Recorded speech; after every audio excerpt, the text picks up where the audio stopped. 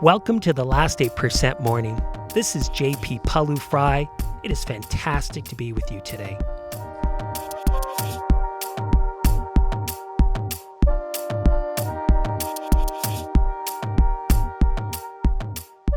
In today's session, are you aware that you do not need to be perfect in a pressure moment? Are you aware there is a physiological consequence when we see pressure as a crisis versus an opportunity? Well, you would be aware of this if you've been listening to the first two parts of Performing Under Pressure Week. So if you didn't listen, go back and listen to those first. Because today we want to build on that. We want to create a bigger perspective within which our moments take place. When we can see a bigger perspective, we walk into our big moments with more courage and confidence, more loose, and we're able to deliver under the most intense pressure. Let's walk.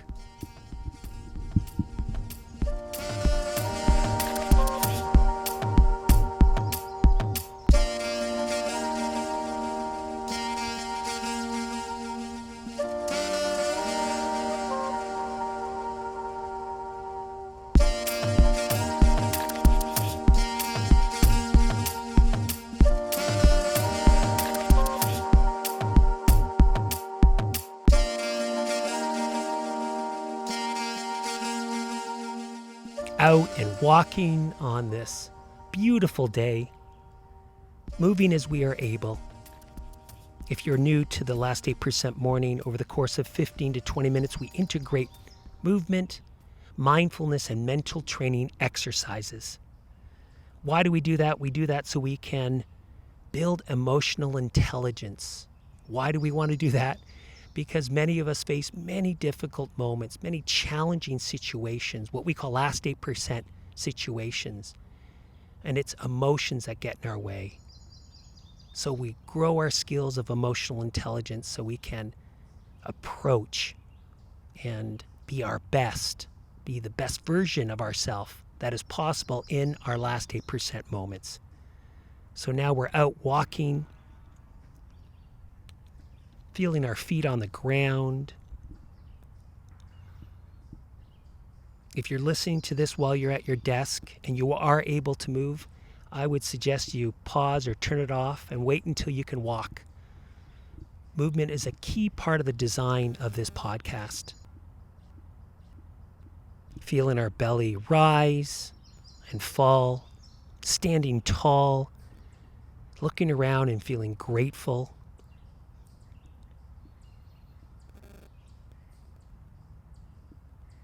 So we follow a BIG structure, make our bed, that's the first B. And right now we're being mindful of our belly and our body. So as you're walking, feel your belly rise and belly fall.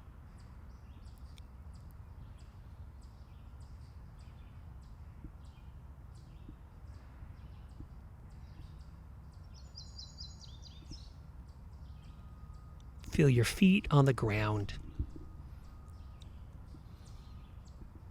And play with this, experiment.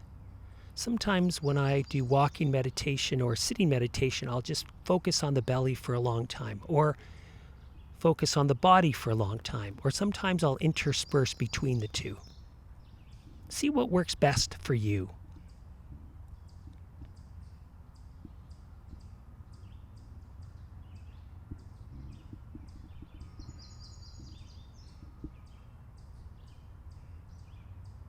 If your mind wanders, just note that it's wandered and come back to belly and body.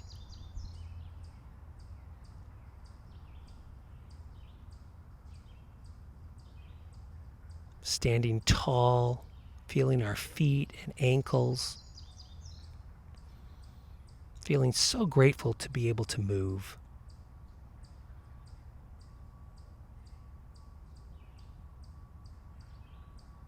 And now moving from mindfulness of belly and body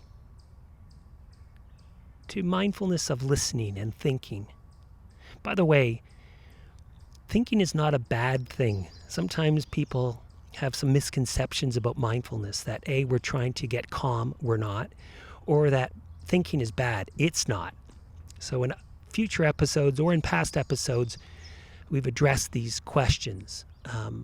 But absolutely, we've got a cognitive capability and let's use it. So let's move now to the third part of Performing Under Pressure Week.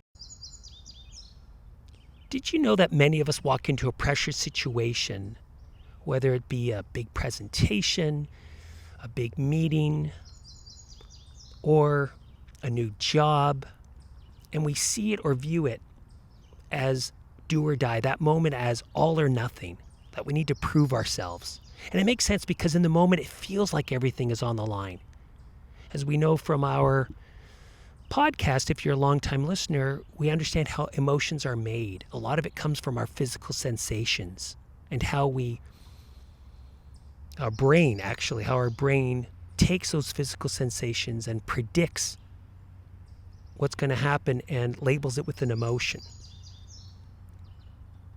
But many of us walk in because of the strong physiological feelings that we have in our body, and we think, oh my gosh, this is all or nothing, do or die. And I've seen it with athletes I've worked with. And, it doesn't help that when we've had many coaches who, in an attempt to motivate us, say, oh, this is the biggest game of your career, and today we make history, and ridiculous slogans like that. And they do this to hype up their team. But as you probably know, after listening to Performing Under Pressure Week, this does nothing but impair performance. So we've got to be really careful about thinking anything is do or die, all or nothing, because it is a cognitive distortion. That is, it's distorted thinking. It's not a true picture of reality. Now, I'm not going to get into cognitive distortions and what they are. Probably the best place to go take a look is the book Performing Under Pressure, which I co-wrote. But the point is, when we get stuck in distorted thinking, we lose a bigger perspective, the bigger picture. We aren't able to see that we actually might have way more than this one opportunity. And we have way more opportunities than we think we might have. But the problem in the moment is we can't see it. We don't have the perspective of time. Here's a couple of examples. An African-American anchorwoman in Baltimore who said she felt as though she blew her one and only chance when she was fired from her first job. A guy named Steven was turned down by the University of Southern California Film School 5 times. A woman in England was turned down by 30 publishers. Each one told her that her book about a young wizard was unsaleable. Now here's the thing. I'm guessing that each of these people probably got caught in the moment and lost perspective of the bigger picture. Like many of us do today. We get caught in the moment. They were not able to see that this was just one of many opportunities that they would have. They were not able to see that maybe, just maybe, this was required to grow the skills necessary for future success, that this was a learning opportunity and a way to become a better version of themselves. Anna Wintour said, everyone should get sacked at least once. It forces you to look at yourself. It is important to have setbacks because that is a reality of life. Perfection does not exist. So we have to be careful we don't get caught in the moment and we lose that perspective. By the way, a good example of this, you might want to refer back to podcast 21. It's called Maybe Good, Maybe Bad, Who Knows? But coming back to our 3 people, the anchor woman, you probably know who that was. That was Oprah Winfrey. And of course, she went on to great things. And she says this setback was instrumental in helping her grow to become who she is today. While Stephen was just anonymous Stephen, not getting into film school, Stephen actually turned out to be Steven Spielberg. And what did he do in the 5 years that he didn't get into film school? He took that time to study and watch thousands of films. And it helped him see something that maybe other people didn't see. He built his craft. He needed those setbacks to become the best version of himself as a director. And of course, the British writer was J.K. Rowling, unsaleable young wizard. Well, the young wizard's done okay. The point that I'm trying to make is that in the middle of success, it can feel like failure. Let me say that again. In the middle of success, when we kind of lack perspective, it can feel like failure. But that's a cognitive distortion. We just might not have the longer time perspective. And so we give in to what we feel in that moment and what we see in that moment. Don't do this. You will get way more opportunities than you think. There are very few situations that are do or die, all or nothing. We just think so in the moment.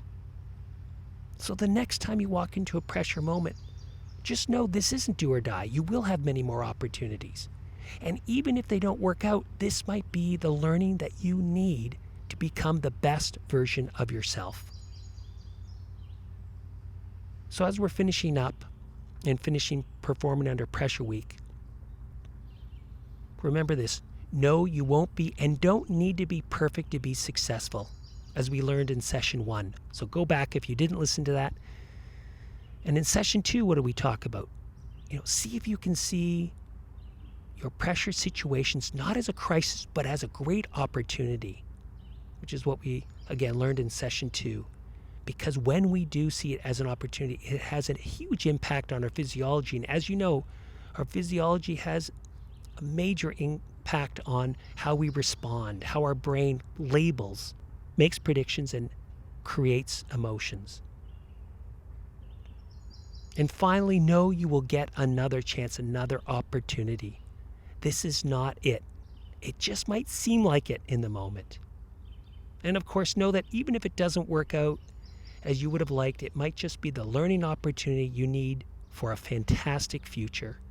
So go in, feel loose. You can't lose. So as we're walking, feeling our feet on the ground, feeling tall, feeling grateful, ask yourself, what are the 3 things you want to get done today? In this next 24-hour period, what do you want to really focus on? What would move things forward? It could be a project. It could be a relationship. It could be getting some tasks done. One of the things that really helps me is to set a timer for 45 minutes and just say, this is all I'm doing for the next 45 minutes. As we finish the podcast today, let's take this energy and this momentum into our day. And think about what Thomas Edison said. He said, many of life's failures are people who did not realize how close they were to success when they gave up. Have a wonderful day.